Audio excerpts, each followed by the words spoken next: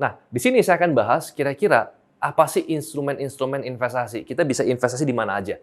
Saya suka dengan satu kalimat yang mengatakan seperti ini. There is always a bull market somewhere. Selalu ada market yang naik di saat kapanpun. Setelah teman-teman belajar 10 episode di kelas founder, nah kali ini karena banyaknya permintaan, saya membuat yang namanya program baru, kelas investor.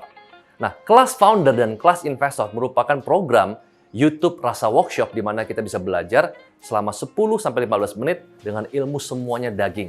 Dan kali ini di kelas investor, teman-teman akan belajar bagaimana saya berinvestasi di pasar modal, di properti, bahkan di private company. Nah, program ini akan kita upload setiap 2 minggu sekali, setiap hari Rabu. Jadi pastikan teman-teman like, subscribe, dan juga komen.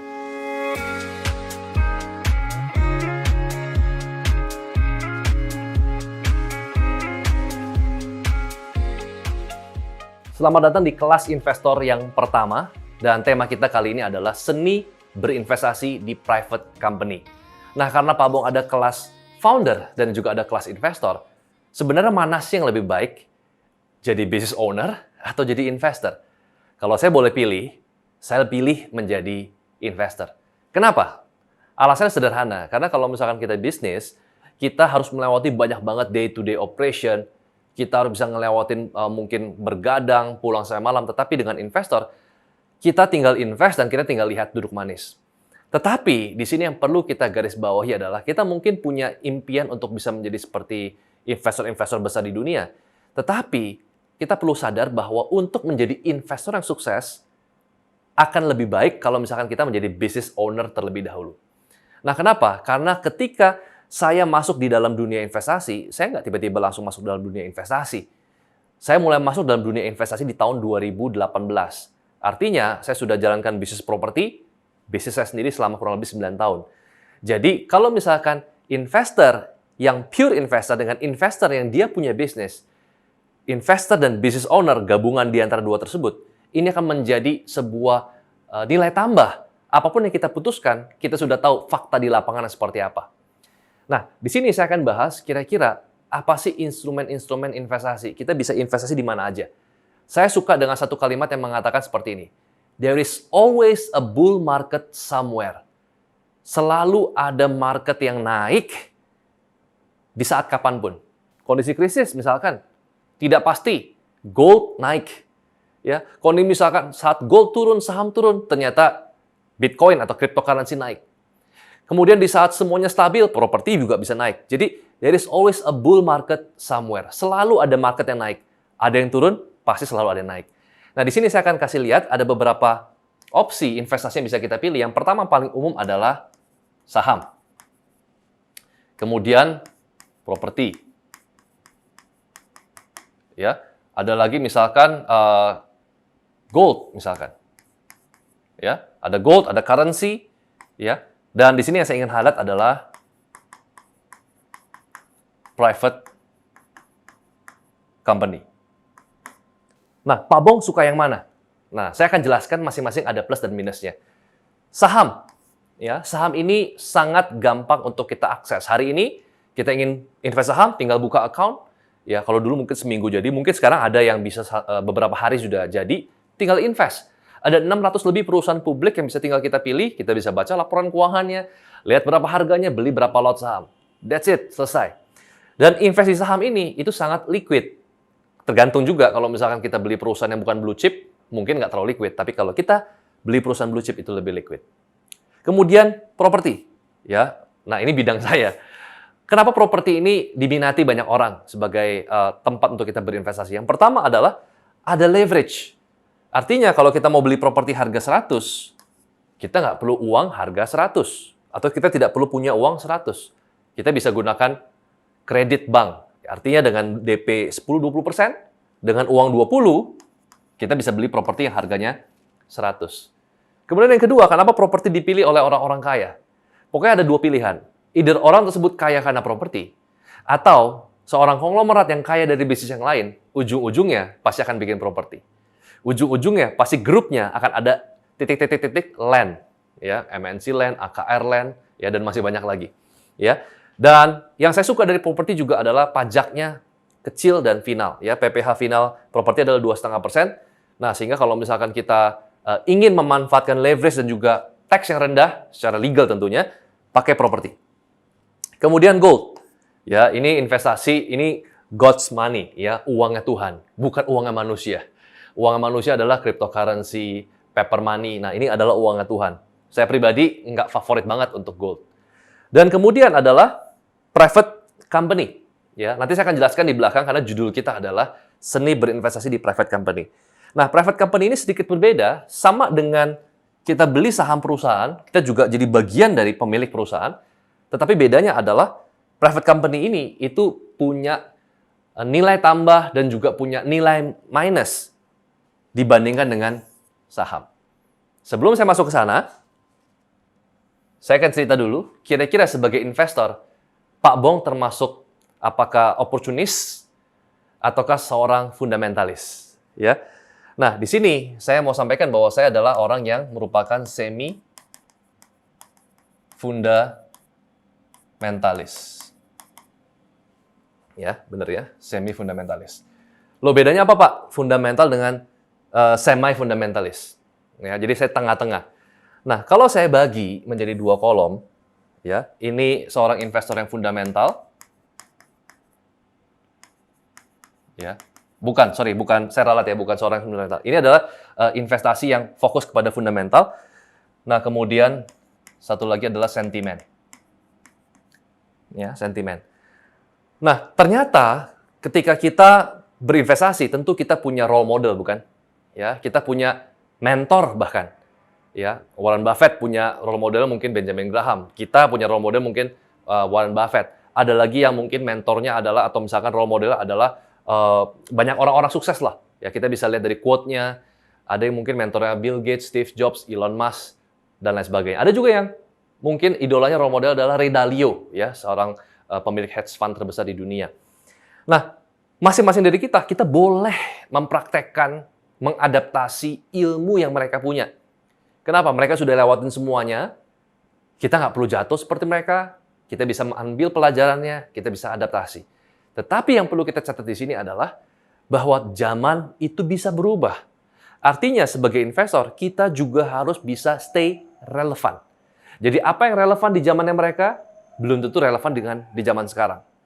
Nah, sebagai seorang investor, sebenarnya core inti saya adalah seorang fundamentalis sebenarnya. Saya berinvestasi untuk sesuatu yang saya anggap merupakan, misalkan kita nonton sepak bola ya, ada tim mainnya hebat banget, nyerangnya terus, shoot-nya juga banyak, tetapi skornya lagi kalah. Nah, buat saya nggak peduli dengan papan skornya. Yang paling penting adalah dia performanya bagus, cuman dia apes aja. Nah, sama pertandingan sepak bola dan papan skor itu sama dengan performance perusahaan dengan harga sahamnya. Nah, saya lebih fokus kepada fundamentalnya. Apakah perusahaan yang bagus atau enggak gitu ya. Tetapi saya tambahkan baru-baru ini tengah-tengahnya, saya ingin bermain di tengah-tengah untuk bisa stay relevan. Kenapa? Karena ternyata fundamental saat ini itu bukan yang 100% paling utama. Let's say misalkan 70%, 30% ada faktor lain, yaitu faktor sentimen. Alasannya apa? Alasannya adalah sosial media, alasannya adalah news begitu cepat hari ini, perubahan begitu cepat, segala sesuatu sekarang sudah terkoneksi. Kalau dulu enggak, Amerika, China, sekarang enggak semua terkoneksi. Jadi sentimen yang muncul, sentimen pilpres di US bisa kena di Indonesia. Dengan ada Twitter, sosial media, TikTok, segala sesuatu itu dibentuk dari sentimen. Jadi walaupun kita seorang fundamental, kita juga jangan lupa dengan yang namanya sentimen. Ya, nah kalau kita fokus pada fundamental, hal yang kita perhatikan dalam investasi adalah yang pertama adalah organisasi. Kalau saya pribadi, saya pilih organisasi yang lean, yang ramping. Ya, kenapa? Karena semakin ramping organisasi, artinya adalah perusahaan ini semakin agile, ya, semakin lincah untuk bergerak. Kemudian yang kedua adalah yang punya bisnis yang scalable, yang bisa di-scale, entah itu dengan teknologi, ya, entah itu mungkin dengan distribution channel, ya. Kemudian bisnis yang punya rasio hutang, ya, yang kecil. Ini prinsip saya kalau berinvestasi fundamentalnya seperti ini. Kemudian karena saya merupakan semi fundamentalis, saya juga memperhatikan hal yang merupakan sentimen. Yang pertama adalah tren. Ya, tren lagi mengarahkan kemana? Ya, karena zaman sekarang itu kita nggak bisa jadi orang yang memang bisa melawan arus, betul-betul pure melawan arus, karena tren ini juga membentuk opportunity. Ya, dan sebagai seorang entrepreneur, investor juga saya merupakan juga seorang opportunis. Ya, kemudian yang berikutnya lagi adalah future story. Ini juga penting. Bagi seorang fundamentalis, apa yang terjadi sekarang ada yang penting. Masa depan belum tentu. Nah, future story ini contohnya adalah misalkan Tesla. Ya, Tesla itu mereka tidak memproduksi mobil lebih banyak daripada Toyota. Tetapi kenapa harga saham Tesla begitu luar biasa? Karena ada future story. Ya, orang percaya dengan apa yang dilakukan oleh Elon Musk. Kemudian policy. Kebijakan pemerintah, ya, tiba-tiba lockdown, kebijakan misalkan Indonesia dengan China, mereka mentransaksikan uangnya nanti nggak lagi pakai dolar, ya, tapi pakai rupiah dan pakai yuan. Nah, kebijakan ini merupakan sentimen. Jadi, kalau teman-teman seorang investor yang ingin belajar untuk stay relevan, saran saya jadilah semi-fundamentalis.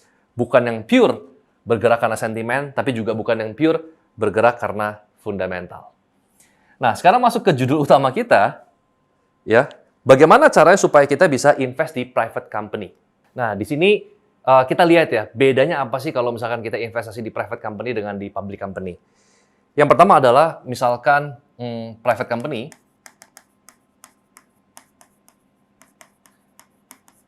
dengan, let's say, misalkan 5 miliar investment, tergantung ya, ini sekali lagi ini tergantung private company-nya seperti apa, seberapa besar gitu ya. Tapi yang kita lakukan di Solve Ventures adalah dengan 5 miliar, let's say misalkan kita bisa dapat 10-20% equity saham. Ya. 10-20% equity. Nah, kalau misalkan kita lihat di public company, ya, beberapa perusahaan-perusahaan yang besar misalkan dengan market cap ada yang 1 triliun, ada yang 10 triliun misalkan, untuk kita bisa masuk 5% saja, ya, 5% aja. Ya, bayangkan kalau misalkan market cap-nya 1 triliun, itu teman-teman butuh kurang lebih 50 miliar untuk bisa masuk ke 5%. Nah, itulah sebabnya kenapa saya kadang-kadang suka masuk di private company. Kenapa? Karena saya tinggal masuk 5 miliar, tergantung besar perusahaannya. Saya bisa punya 10-20% equity, dan nanti goal saya adalah IPO. Ya, untuk supaya kita bisa going to the next level, kita adalah IPO atau go public. Ya. Kemudian yang kedua yang saya suka berinvestasi di private company adalah saya bisa menjadi activist investor. Sekali lagi ini depends ya. Apakah perusahaan private ini seberapa besar? Ya, apakah mereka terbuka? Tapi basically biasanya kita berinvestasi sebesar ini, kita bisa jadi activist investor. Artinya adalah kita bisa ikut involve, kita bisa ikut, misalkan kita taruh board director di sana, kita bisa diskusi, bisa ikut ambil voting dalam mengambil keputusan, ya, walaupun mungkin bukan majority, ya. Tapi kalau misalkan di perusahaan publik, saya pikir nggak bisa kita lakukan, ya. Kemudian yang berikutnya lagi adalah kelemahannya. Ini kan kelebihannya, ya. Kelebihannya saya kasih plus, ya. Kelemahannya saya kasih minus. Kelemahan adalah ini merupakan medium to long term investment, ya. Jadi kalau misalkan di perusahaan publik itu cepat, ya, liquid. Tapi kalau misalkan di private company ini agak lebih panjang. Ya, jadi kalau teman-teman yang ingin berinvestasi di private company perlu lebih sedikit sabar. Ini menurut saya nilai minusnya. Kemudian yang kedua adalah tidak accessible. Ya, artinya adalah kita datang nih ke sebuah perusahaan private company. Ada business fashion, beauty, retail, F&B, ya, any kind of business, kita datang. Kemudian misalkan namanya Mr. X, kita datang ke dia, kita bilang kita mau invest. Dalam hati dia, kenapa saya harus open dengan investment Anda? Kalau bisnis mereka lagi bagus, mereka nggak akan open sama investor. Kalau bisnis mereka lagi jelek, ya kita investor juga nggak akan mau, betul ya? Nggak akan mau. Jadi, tidak punya akses. Ya. Tetapi, ketika kita datang dengan sebuah ekosistem, kita datang dengan added value, ya, private company akan membuka akses ini. Contoh misalkan, Ya, Soft Ventures kita punya ekosistem yang sangat besar. Salah satunya kita punya media company, namanya adalah R66 Media. Nah, R66 Media adalah perusahaan yang dimiliki oleh Pak Helmi Yahya, ya, seorang godfather dari reality show di Indonesia. Nah, R66 Media ini adalah sebuah management company yang memanage YouTube para artis-artis di Indonesia. Nah, kita sudah manage beberapa YouTuber dan subscribers total yang kita manage sudah hampir 8 juta subscribers. Nah, kita bisa datang ke beberapa produk ke perusahaan retail company, kita bilang sama mereka, mau nggak dengan kita invest, kita bisa open jalan supaya mereka bisa bikin white labeling, bikin produk dengan nama artis tersebut. Ya, jadi ada win-win solution. Jadi kita bukan invest itu dengan tidak memberikan nilai tambah, tapi kita invest dengan memberikan nilai tambah. Inilah hal yang seringkali tidak dimiliki orang. Untuk itu mereka punya kesulitan untuk mereka bisa berinvestasi di private company. Padahal growth yang bisa kita dapatkan di investasi di private company itu jauh lebih besar daripada public company. Karena kita bisa invest dengan equity yang lebih besar dan pada saat go public nilainya bisa naik 5, 10, 20 kali lipat. Ya, tergantung nanti dari harga sahamnya seperti apa. Nah, buat teman-teman yang ingin tahu bagaimana mendapatkan akses berinvestasi di private company, saya akan sharing di komunitas terbatas saya, namanya adalah Circle X. Ya, teman-teman bisa segera follow Instagram, lihat semua informasinya di sana. Karena tanggal 10 Oktober 2020 saya akan buka untuk kelas pertamanya dan ini gratis ya. Tapi kita batasi hanya untuk 30 orang sehingga akan ada proses filterisasi. Jadi buat teman-teman yang mau ikut untuk misalkan di filter, jadi 30 orang, silakan follow Instagram CircleX_VIP yang ada di bawah saya. Sukses untuk Anda semua.